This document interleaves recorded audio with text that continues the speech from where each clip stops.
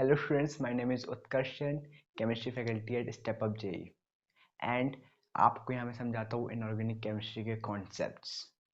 Okay, so let's start our new chapter today, that is S block element. हम जानेंगे S block element के बारे में. इसको पूरा पढ़ेंगे हम, एनसीईआरटी से पूरा कवर करते हुए इसको चलेंगे एंड सारे टॉपिक्स अपन देखेंगे जो आपके जेईई मेंस के एग्जाम के लिए ज़रूरी है. इसका पहले हमने periodic table, periodic classification of element पूरा पढ़ रखा है. आप प्लेलिस्ट चेक कर सकते हैं स्टेप अप जेईई के प्लेटफॉर्म पर. ओके, स्टेप अप जेईई के यूट्यूब चैनल पर. एंड उसके बाद हमने हाइड्रोजन भी कंप्लीट कर रखा है. तो अभी जाइए आप यूट्यूब चैनल पे स्टेप अप जेईई के एंड इन दोनों ही प्लेलिस्ट को एक्सेस करिए और इन दोनों ही चैप्टर्स को देखिए. ओके, तो let's start with the S block elements. So आप सबने पीरियोडिक टेबल अच्छे से पढ़ रखी है and you know about the different groups of the periodic table.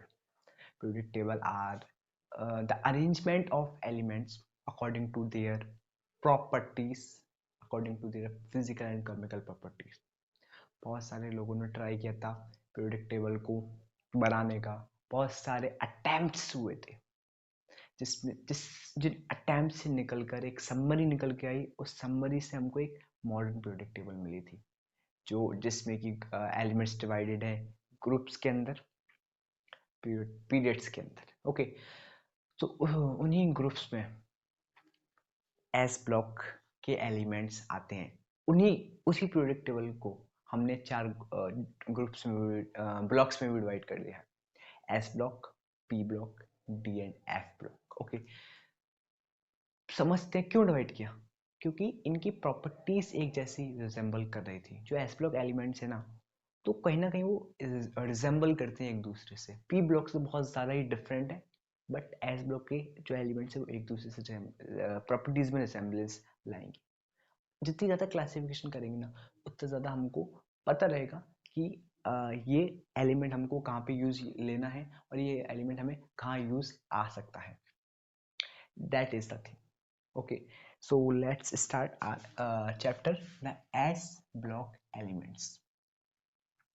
सबसे पहले S block elements को हम किस तरीके से डिफाइन कर सकते हैं. Okay, the elements in which the last electron filled in S orbital. Again I am repeating, the elements in which the last electron filled in the S orbital are known as S block elements. As you can see here, the last electrons enters the outermost S orbital.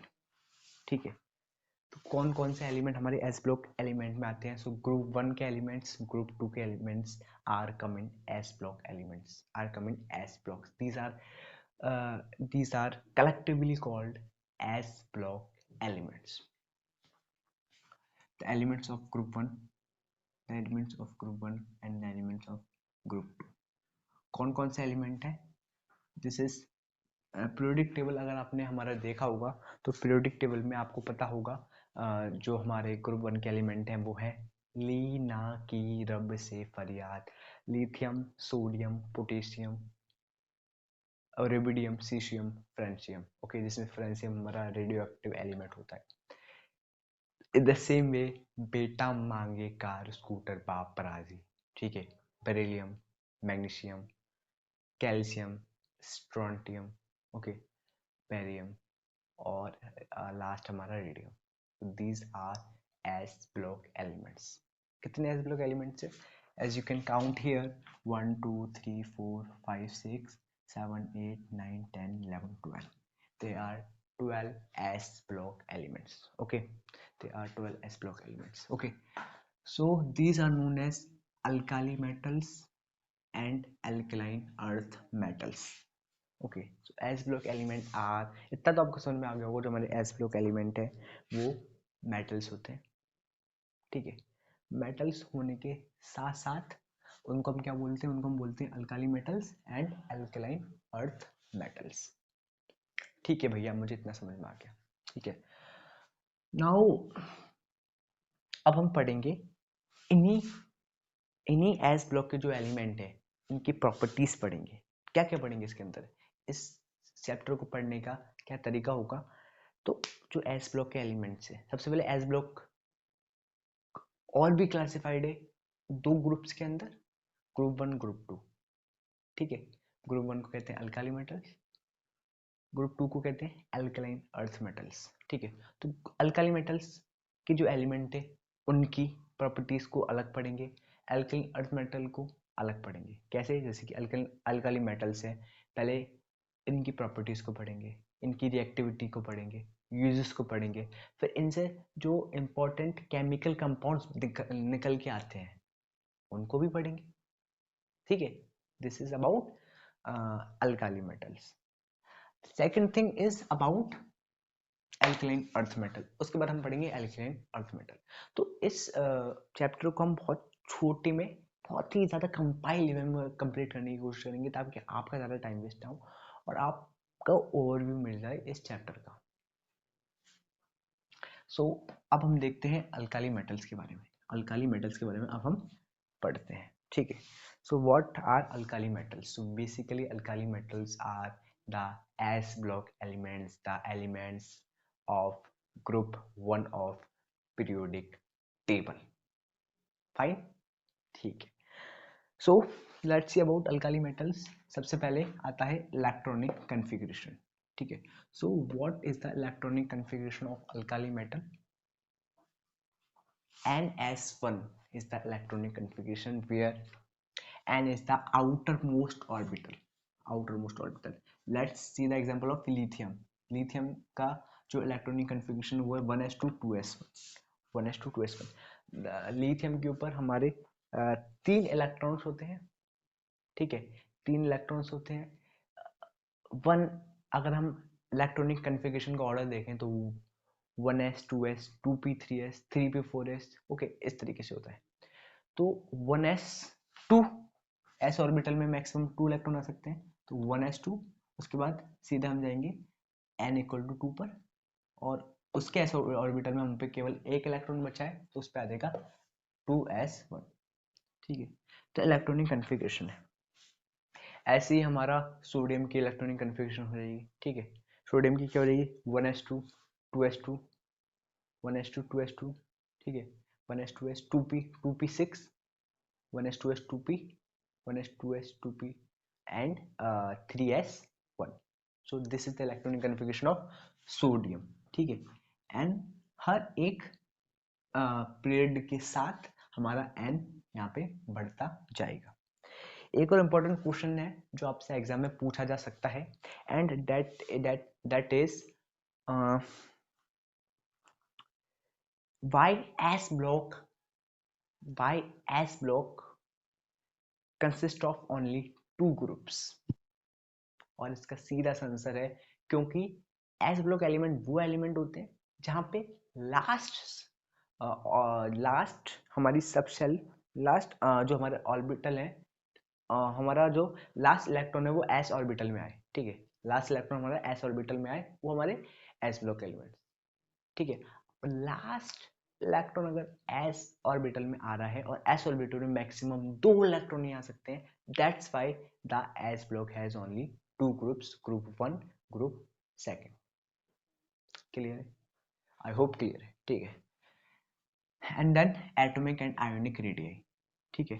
तो atomic and ionic radii बहुत ज़्यादा मुझे बताने की ज़रूरत नहीं है, periodic table में मैंने आपको बता रखा है, ठीक है। तो एस ब्लॉक जो हमारे ग्रुप 1 के एलिमेंट्स हैं, तो उनकी जो एटॉमिक और आयोनिक रेडियाई होती है वो डाउन द ग्रुप बढ़ती है, डाउन द ग्रुप हमारी इंक्रीज होती है। क्यों इंक्रीज होती है? क्योंकि down the group Z effective decrease होता है, ठीक है।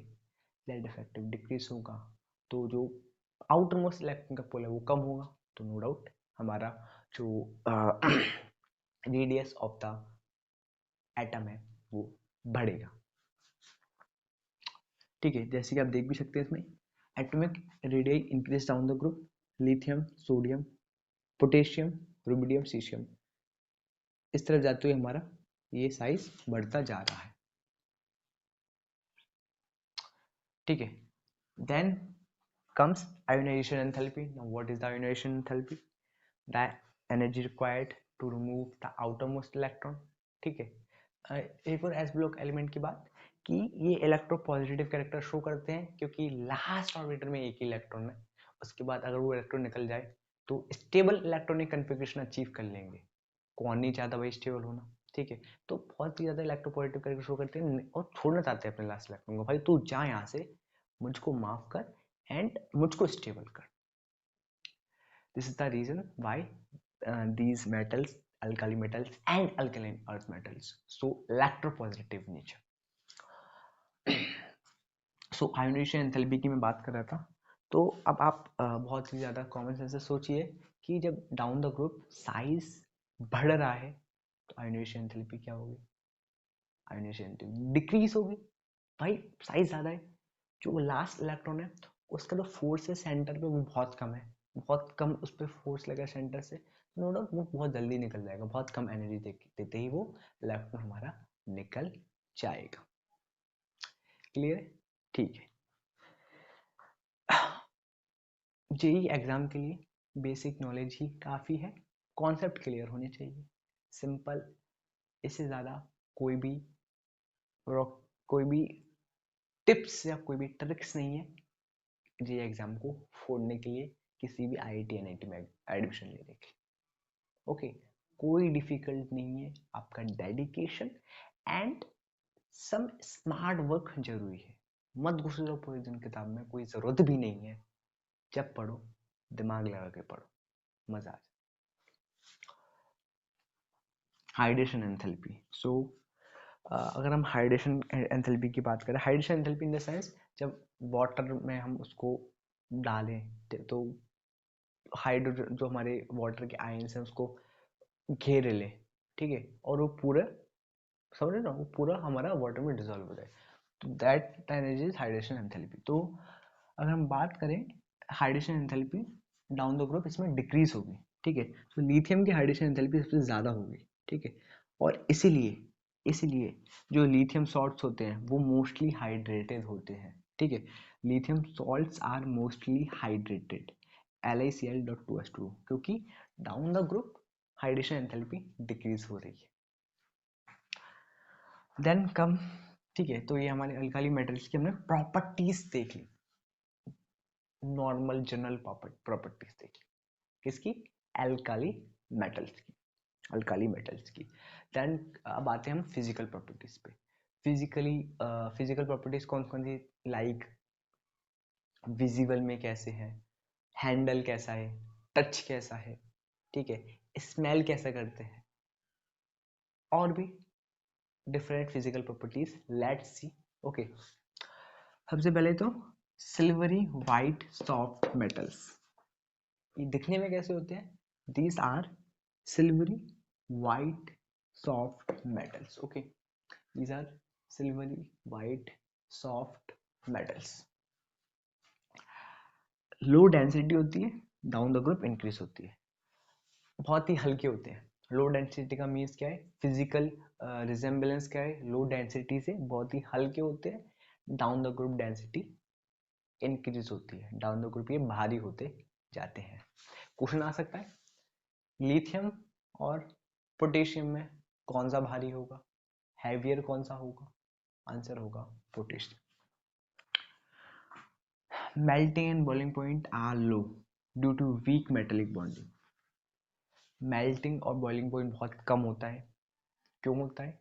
Weak metallic bond, weak metallic bond क्यों होती है? क्योंकि आउटर मोस्ट इलेक्ट्रॉन में, आउटर मोस्ट सेल में एक इलेक्ट्रॉन है, अब एक इलेक्ट्रॉन से बॉन्डिंग वीक ही होगी, बहुत ज़्यादा अच्छी बॉन्डिंग एक इलेक्ट्रॉन से नहीं हो पाएगी। That's why melting point, boiling point are low of alkali metals. Salts impart characteristic colour to an oxidising flame. जो सॉल्ट्स है वो कैरेक्टरिस्टिक कलर इम्पार्ट करती हैं ऑक्सीडाइजिंग फ्लेम को, ठीक है। सबसे पहले समझते हैं ये क्या है, ये बला क्या है, ये कलर कहाँ से आ गया, ये ऑक्सीडाइजिंग फ्लेम कहाँ से आ गई, ठीक है, ये बला देखते हैं बला क्या है, ठीक है। तो जो अल्काली मेटल्स होते हैं उनके सॉल्ट्स होते हैं, ठीक है, जब उनको हम एक्सटिंग्विश करेंगे तो फ्लेम का कलर कौन सा आएगा, वो कलर की बात यहाँ पे हो रही है,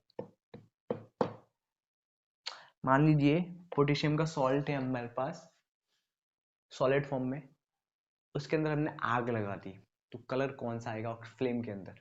फ्लेम कलर जानते हो ना, येलो भी होता है, रेड भी होता है, येलो रेड का मिक्सचर भी होता है, ब्लू भी होता है।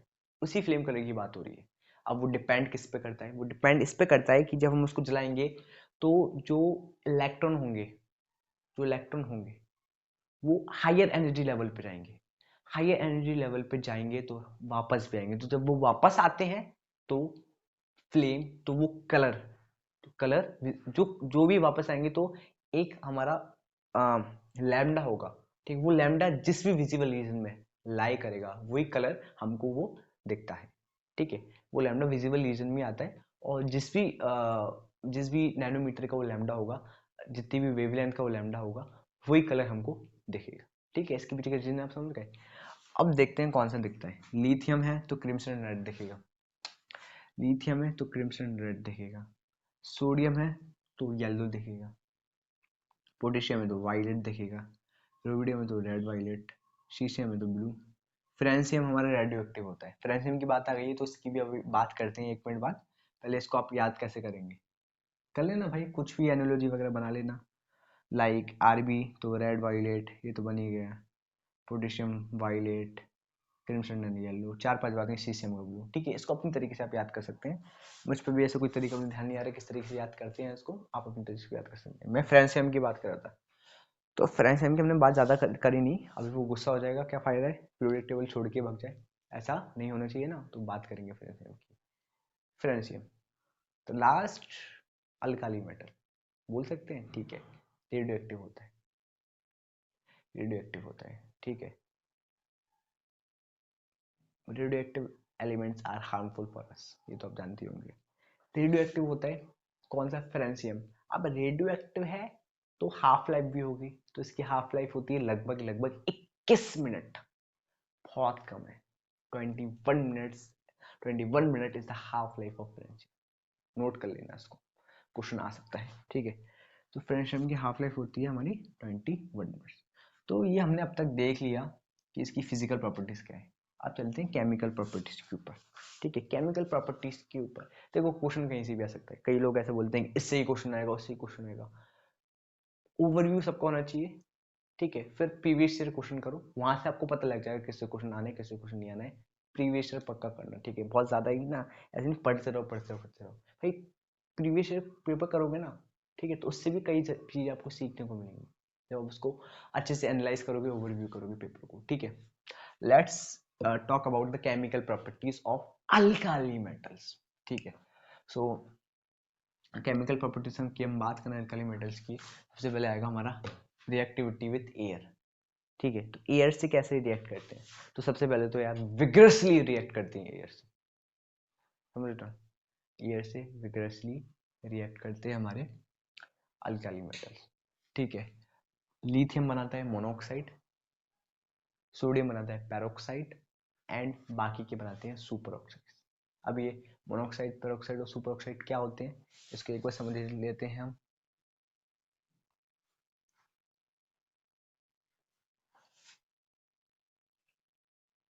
ठीक है। O2 negative, this is monoxide, ठीक है। O2 negative, this is peroxide, और O2 नेगेटिव, थोड़ी सी गलती हमसे हो गई, 1 मिनट।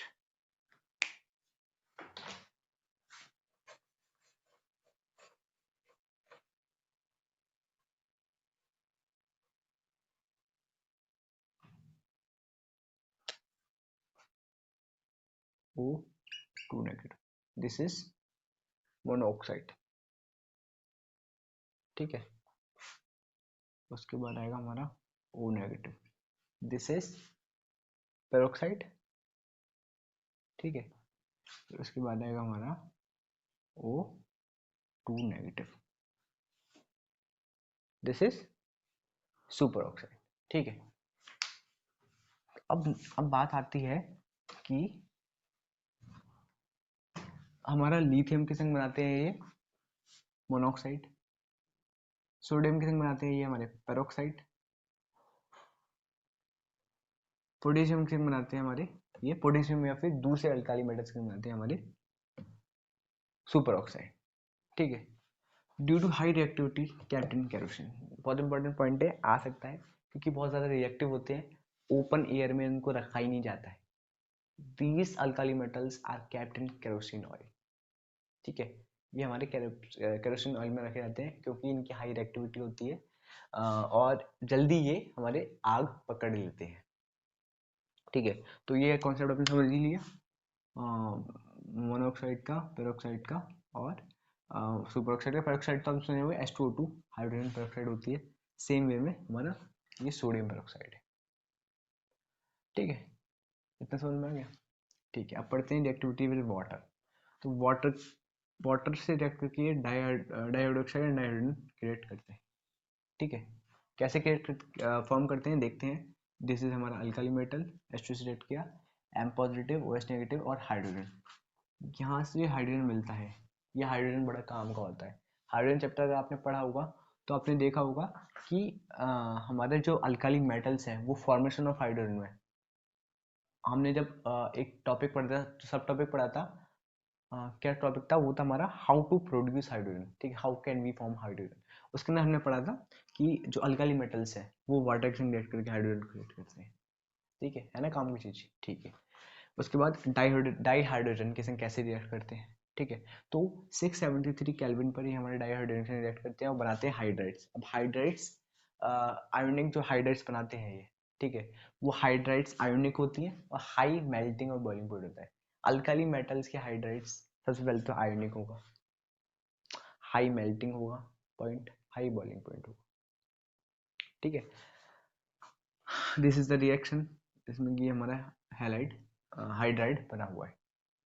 हाइड्रोजन के संग मिलकर आयोनिक हाइलाइट बन जाएगा। ठीक है, आयोनिक हैलाइड होते हैं बट जो लिथियम की हैलाइड होती है वो कोवेलेंट होती है। क्यों? क्योंकि लिथियम के साइज की वजह से। लिथियम का साइज बहुत छोटा होता है और ये पोलराइजेशन इफेक्ट लग जाता है। ठीक है, लिथियम का साइज बहुत छोटा है। जो हमारा नेगेटिव आयन होगा कहाँ का, हैलोजन, जो नेगेटिव हैलाइड आयन होगा वो बहुत बड़ा होगा। तो छोटा कैटायन बड़े एनायन पे पोलराइजेशन इफेक्ट लगा देगा और आयोनिक से जो हमारी हाइड्राइड होगी, हैलाइड होगी, वो आयोनिक से चेंज होके कोवेलेंट कैरेक्टर्स के अंदर आ जाएगा। उसके बाद रिड्यूसिंग नेचर। ठीक है, बहुत ही ज़्यादा रिड्यूसिंग नेचर शो करते हैं। रिडक्शन होता क्या है, इलेक्ट्रॉन को लूज करना, एक इलेक्ट्रॉन लूज करना ही चाहिए भाई स्टेबल होने के लिए, that's why strong reducing agents. Uses, तो यूजेस का देखते हैं। सबसे पहले लिथियम अलॉयज में, एयरक्राफ्ट के पार्ट में यूज आता है। सोडियम यूज आता है NaPb अलॉय में। ठीक है, lithium sodium uses, coolant in fast breeder. ये तो आप मतलब ये कुछ मैंने लिस्ट आउट कर दिए हैं, बाकी आप नेट से देख के याद कर सकते हैं। एनसीईआरटी में कई दे रखे हैं, उसमें आप देख पढ़ सकते हैं भाई। एनसीईआरटी बता रहा हूँ भाई, एनसीईआरटी पढ़ लेना, बिना एनसीईआरटी के होना मुश्किल है। एनसीईआरटी से उठ के क्वेश्चन आ जाते हैं जेई मेंस में। जेई मेंस की बात करो, एडवांस के लिए आप रेफरेंस बुक पढ़ सकते हैं, बट पहले मेंस तो निकालो यार। ठीक है, एडवांस के लिए बहुत टाइम मिलता है मेंस के बाद, मेंस पे फोकस करो। एडवांस अगर मेंस लग रहा है आपको यार कि मॉक टेस्ट में 200 मार्क्स प्लस आ रहे हैं, 200 प्लस मार्क्स आ रहे हैं, तब जाके एडवांस की तैयारी करो। ठीक है, इतना मैं आपको बता रहा हूँ। न्यूक्लियर रिएक्टर में काम आता है। पोटेशियम बायोलॉजिकल सिस्टम में अच्छा रोल प्ले करता है। सीसीएम यूज आता है फोटो इलेक्ट्रिक सेल्स के। ठीक है, एक बार यहाँ तक समराइज करते हैं, फिर नेक्स्ट लेक्चर में हम पढ़ेंगे,